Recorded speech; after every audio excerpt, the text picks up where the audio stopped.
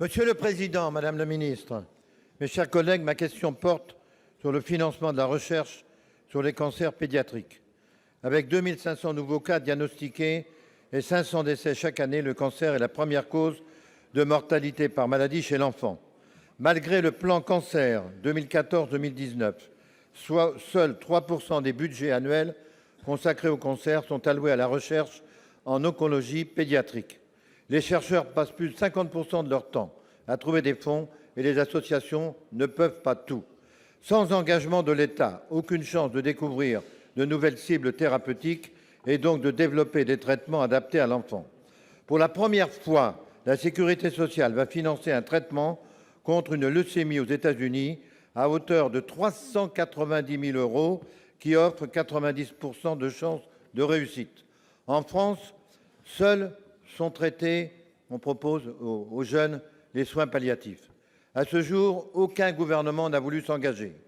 Récemment encore, un amendement d'un député de La République En Marche, de la Commission des Finances, affectant à la recherche l'excédent de 20 millions d'euros de la contribution de solidarité sur les billets d'avion a été refusé.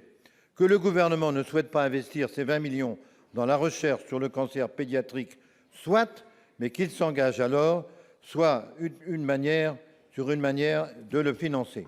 On ne peut plus tolérer qu'un enfant souffrant d'une leucémie ou d'un cancer soit obligé d'aller aux États-Unis pour avoir une chance de guérir.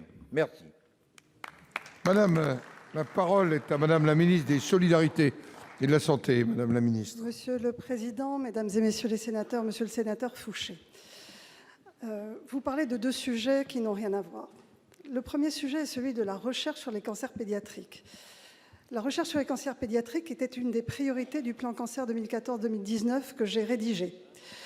Nous avons investi 10% de l'ensemble des budgets de recherche sur la recherche sur les cancers pédiatriques et nous avons notamment eu les essais cliniques les plus innovants au monde qui ont pu être négociés avec les industriels sur la base du séquençage du génome de tous les enfants atteints de tumeurs, réfractaires ou en rechute, qui est l'essai eSmart, qui est maintenant déployé sur l'ensemble de la communauté européenne.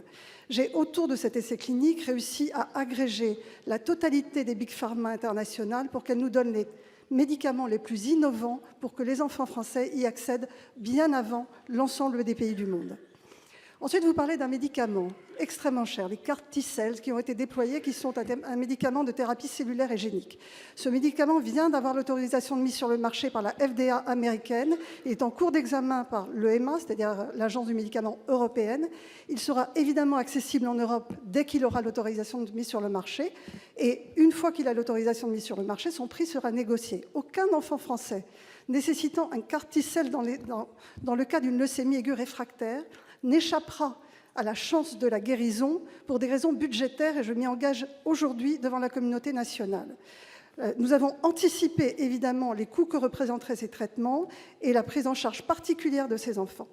Par ailleurs, il n'y a pas aujourd'hui d'impossibilité pour les enfants d'accéder à ces traitements qui peuvent rentrer dans des essais cliniques américains, et ces essais peuvent être, ou en tous les cas les transports de ces enfants et les prises en charge peuvent être assurés par la solidarité nationale, par la sécurité sociale, en tant que de besoin. Donc ne mélangeons pas les sujets. Monsieur le sénateur, aujourd'hui, tout est fait en France, et j'en fais ma priorité, pour qu'aucun enfant français n'ait une perte de chance quand il souffre d'un cancer. Je vous remercie. Merci, Madame la ministre. Monsieur Fouché. Madame la ministre, je vous remercie de votre réponse.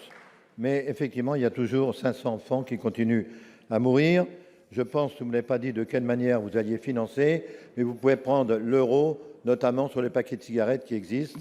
Et ensuite, il y a à peu près une quarantaine d'associations qui ont souhaité la création d'un fonds de recherche, notamment EVA, avec 200 000 signataires de la pétition, et puis Laurette Fugain. Donc je dis qu'il y a des gens qui sont très, très soucieux, et je souhaite effectivement que les engagements que vous avez évoqués soient pris, parce qu'il y a encore beaucoup de retard dans notre pays. C'est pour cette raison que les jeunes vont aux États-Unis. C'est fait, Monsieur le Président. Bien.